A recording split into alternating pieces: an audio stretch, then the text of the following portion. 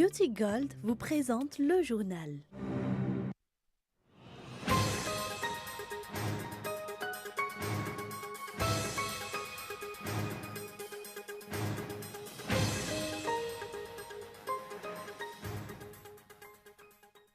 Radzonar Mapian a confirmé sa démission aujourd'hui vers 20h30 après avoir déposé sa démission auprès de la HCC. Un peu plus tôt dans la soirée, la Haute Cour constitutionnelle a publié une décision portant sur la démission du président de la République. Ainsi, c'est le président du Sénat, Rivra Koutfao, qui prendra sa place à la tête de l'État. Les épreuves d'éducation physique et sportive pour les examens du baccalauréat se sont achevées aujourd'hui. Le taux de jeunes filles enceintes décelé par les médecins au cours de cette épreuve est élevé et le taux de jeunes hommes ayant bu une boisson énergisante était tout aussi élevé. D'autre part, d'après les informations reçues, hier, un candidat est décédé après les épreuves. Un candidat à la présidentielle au Brésil, poignardé en pleine campagne, le candidat de l'extrême droite donné en tête du premier tour au mois d'octobre.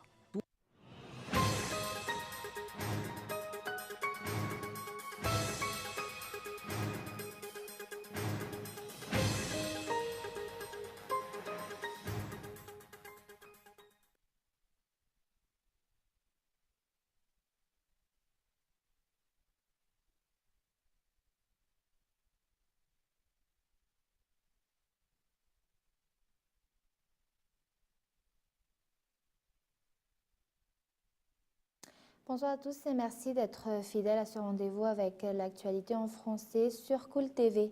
À la une, Radzonar Mapian a confirmé sa démission aujourd'hui vers 20h30 après avoir déposé sa démission auprès de la HCC. Un peu plus tôt dans la soirée, la Haute Cour constitutionnelle a publié une décision portant sur la démission du président Radzonar Mapian. Ainsi, c'est le président du Sénat, Rivra Koutfao, qui prendra sa place à la tête de l'État. Reportage. Aujourd'hui, vers 19h30, la Haute Cour constitutionnelle a publié une décision portant sur la démission du président de la République, Radzonar Mapian, par le biais du bordereau d'envoi numéro 15 par 18 par PRM par SP, reçu et enregistré au greffe ce jour. Ainsi, d'après la décision numéro 30-HCC-3 du 7 septembre 2018 portant constatation de la vacance de la présidence de la République et désignant le président du Sénat en tant que président de la République par intérim, dans son article 1er, la démission du président de la République, Air Martial Radzonar Mapian, est constatée. Ensuite, le second article de ce texte stipule que le président du Sénat, Rivra Koutfao, assume de façon temporaire la fonction du président de la République par intérim jusqu'à l'investiture du nouveau président de la République élu. Et dans l'article 3, il est dit que la présidence du Sénat est assumée de façon temporaire par un président du Sénat par intérim jusqu'à la fin de l'intérim de la présidence de la République. Ce soir, vers 20h30, Radzonar Mapian a tenu un discours pour annoncer officiellement sa démission. Et la démission du chef d'État et son remplacement par le président du Sénat est une preuve concrète de la tenue d'une élection présidentielle prochainement. Et toutefois, il faut savoir que les attributions du président intérimaire sont limitées. Reportage de Feizou Rafali. Le délai accordé par la Constitution pour la démission du chef d'État qui s'est porté candidat à la prochaine élection présidentielle touche à sa fin, un délai fixé par l'article 46 de la Constitution. Ainsi, c'est le président du Sénat qui prendra sa place. Il aura pour rôle de gérer les affaires courantes de l'État jusqu'à l'investiture du nouveau président. Il ne peut toutefois pas mettre en place une nouvelle politique pour l'État ni engager le pays par le biais de la signature d'un accord ou d'une convention. Il ne devrait également y avoir aucune inauguration officielle au cours de la campagne électorale. Aucune nomination de hauts fonctionnaires de l'État ne devrait également pas avoir lieu. D'après des sociologues, les acteurs sociopolitiques devraient suivre de près l'application des lois en vigueur au cours de cette période intérimaire afin de donner l'exemple du respect de la loi, surtout en cette veille d'élection. D'autant plus que la population s'est sentie délaissée au cours de ces 4 dernières années, plongée dans l'insécurité, la corruption et la hausse du taux de l'inflation. De nombreux acteurs sociopolitiques, à l'exemple du chef du gouvernement et du représentant de l'Union africaine à Madagascar, ont déjà déclaré que l'élection présidentielle devait se faire selon les termes et étapes prévus par la loi. Ainsi, la date de la prochaine élection ne devrait pas être ajournée et aucune période de transition ne devrait être mise en place. Le peuple malgache a besoin d'un chef d'État élu de façon démocratique par le biais d'une élection transparente et acceptée par tous afin d'élier les problèmes qui enchaînent le pays. Mais également dans l'actualité de ce jour, la requête déposée par la présidence pour éviter au chef d'État de ne pas démissionner jusqu'à ce que le Conseil d'État donne une réponse à la requête déposée par Tabir Ranji Amanantsou ne tient pas la route d'après un juriste. Il s'agit juste d'une tentative pour perturber le pays. Reportage. Actuellement, 3 événements marquent le pays. Premièrement, la requête déposée par Tabir Ranji Amanantsou, candidat à l'élection présidentielle. Ensuite, la déclaration de l'ancien président Didier Ratsirek, également candidat à cette élection, qui est également partisan de l'ajournement de cette descente aux urnes. Et enfin, la présidence qui a envoyé une requête à fin d'explication pour l'article 189 de la loi organique portant sur le Conseil d'État, qui dispose que lorsque la requête pour la suspension d'une décision est déposée, l'application de cette décision est de suite suspendue, une disposition qui a déjà été abrogée.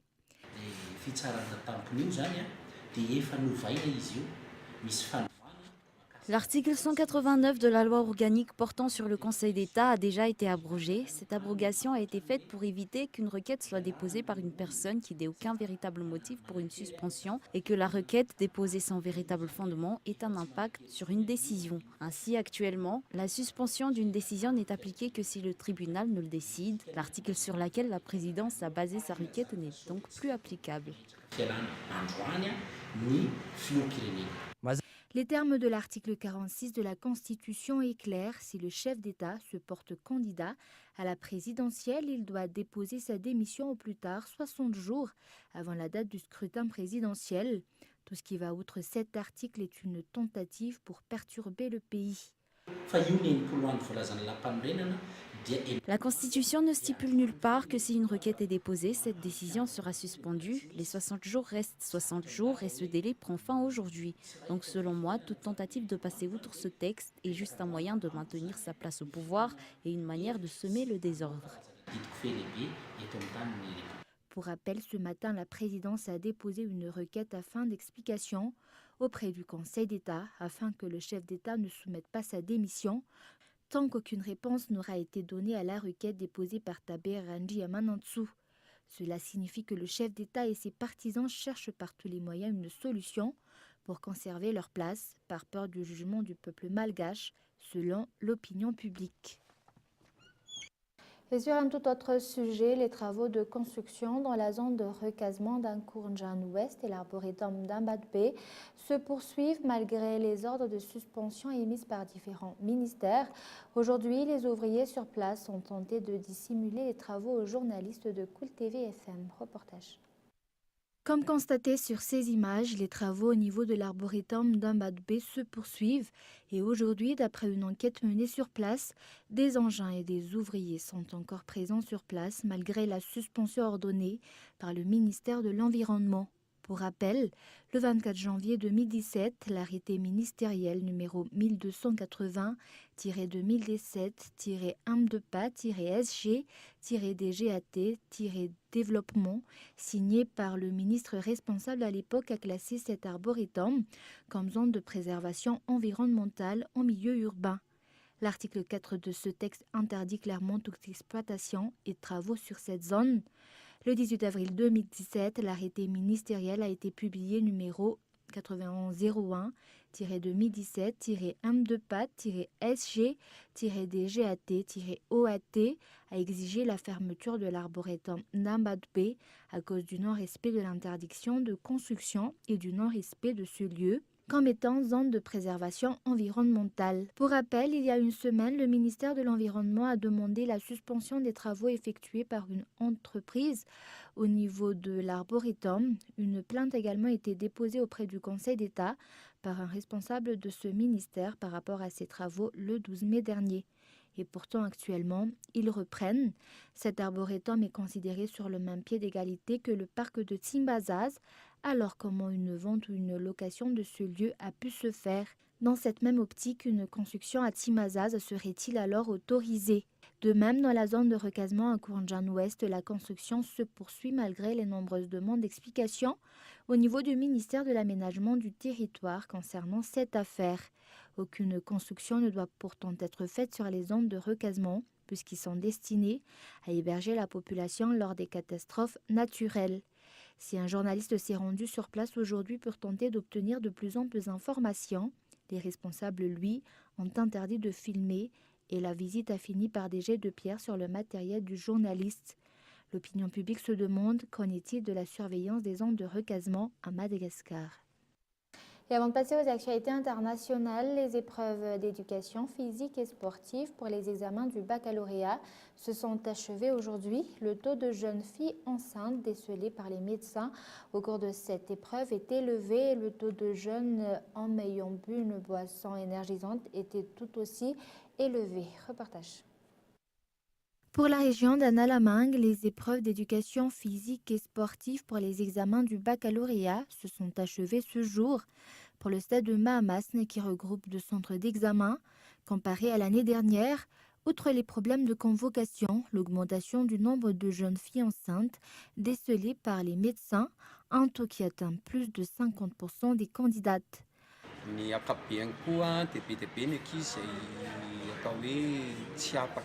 Beaucoup n'ont pas pu passer les épreuves de pratique pour des raisons de santé. D'autre part, le taux de jeunes filles enceintes est élevé. Certaines ont même appris leur grossesse juste avant l'épreuve. Plus de 50% des candidates étaient enceintes. D'autre part, certains candidats n'ont pas pu passer l'épreuve parce qu'ils viennent de subir une opération, ont eu une fracture de la jambe ou du bras.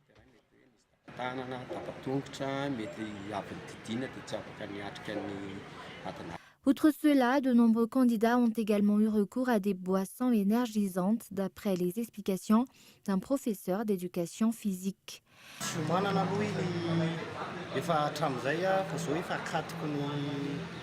Le problème des jeunes actuellement, c'est qu'ils comptent beaucoup sur les boissons énergisantes. Cela ne devrait pourtant pas se faire parce qu'ils risquent un malaise ou même la mort. Les élèves ont des cours de PS depuis le début de l'année. Seulement, il y a des phases par trimestre et une préparation particulière à la veille des examens. C'est pour cela qu'il faut de véritables profs de PS. D'après les chiffres publiés, un candidat est décédé hier à Ampeflou après avoir passé les épreuves d'éducation physique et sportive. Un décès qui aurait été causé par la fatigue. Les épreuves d'éducation physique et sportive pour l'examen du baccalauréat dans la région d'Analamang ont pris fin aujourd'hui. Les épreuves sportives pour l'examen du BEPC se tiendront la semaine du 10 septembre prochain, des épreuves auxquelles participeront 2813 candidats. Et place maintenant aux actualités internationales. Contestation dans le sud de l'Irak, à Bassora. Après la mort hier d'un nouveau manifestant, malgré le couvre-feu, les violences continuent. Reportage de France 24. Bassora à feu et à sang. Pour faire entendre leur colère, les habitants de la deuxième ville d'Irak saccagent les bâtiments publics alentours. Cette maison ravagée par les flammes est le siège du gouvernorat provincial. Symbole pour les protestataires de la corruption et de l'inaction de l'État. Dans cette région riche en pétrole, les infrastructures sont pourtant inefficaces. Depuis le mois de juillet, l'eau et l'électricité manquent fréquemment et le chômage persiste.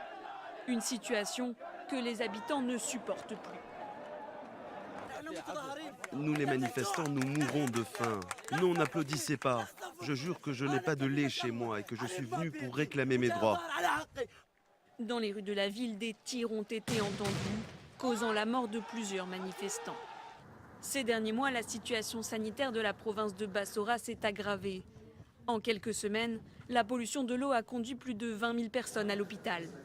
Mais la récente promesse de nouvelles mesures sanitaires par les autorités n'a pour l'instant pas suffi à apaiser la colère du peuple irakien. Et un candidat à la présidentielle au Brésil, poignardé en pleine campagne, le candidat de l'extrême droite donné en tête du premier tour au mois d'octobre. Reportage de France 24. Des bougies pour Jair Bolsonaro dans les rues de Sao Paulo, quelques heures après l'attaque dont il a été la cible. Ses partisans sont sous le choc. Nous sommes dévastés par ce qu'il s'est passé. Notre démocratie a été violée. Une attaque qui exacerbe les tensions à l'approche d'une élection présidentielle à l'issue incertaine. À l'hôpital où le candidat d'extrême droite est soigné, les médecins assurent que son état est stable, malgré les graves lésions qu'il subit. La durée de l'hospitalisation est incertaine. Il peut rester entre 1 semaine et 10 jours, et puis ensuite il y aura une période de récupération. Jair Bolsonaro est en pleine campagne électorale, entouré de ses partisans, lorsqu'il est attaqué au couteau. D'après un porte-parole de la police militaire, un suspect a été arrêté. Plusieurs sites d'information affirment qu'il s'agirait d'un ancien militant de gauche. La police doit déterminer si ses motivations sont politiques. L'agression de Jair Bolsonaro a été condamnée par l'ensemble de la classe politique et notamment par l'actuel chef de l'État, Michel Temer. Il est inacceptable que dans un État démocratique, il ne soit pas possible de mener une campagne électorale dans le calme. Cette attaque pourrait complètement changer le cours de cette campagne. Pour le moment, Jair Bolsonaro caracole en tête des sondages au premier tour de la présidentielle, avec 22% des intentions de vote. Une première place dans les sondages qui résulte de l'invalidation de la candidature de Lula da Silva la semaine dernière. Et avant de se quitter, je vous rappelle les grands points de ce journal. Radonarman Pian a confirmé sa démission aujourd'hui vers 20h30 après avoir déposé sa démission auprès de la HCC. Un peu plus tôt dans la soirée, la Haute Cour constitutionnelle a publié une décision portant sur la démission du président Radonarman Pian. Ainsi, c'est le président du Sénat, Yves Rakoudvo, qui prendra sa place à la tête de l'État. Et les épreuves d'éducation physique et sportive pour les examens du baccalauréat se sont achevées aujourd'hui. Le taux de jeunes filles enceintes décelé par les médecins au cours de cette épreuve est élevé et le taux de jeunes hommes ayant bu une boisson énergisante était tout aussi élevé. Et d'autre part, d'après les informations reçues hier, un candidat est décédé après les épreuves. Et un candidat à la présidentielle au Brésil, poignardé en pleine campagne, le candidat de l'extrême droite donné en tête du premier tour au mois d'octobre. Et voilà, c'est la fin de ce journal. Merci de votre fidélité. Au revoir et passez une excellente fin de semaine en compagnie de Cool TV.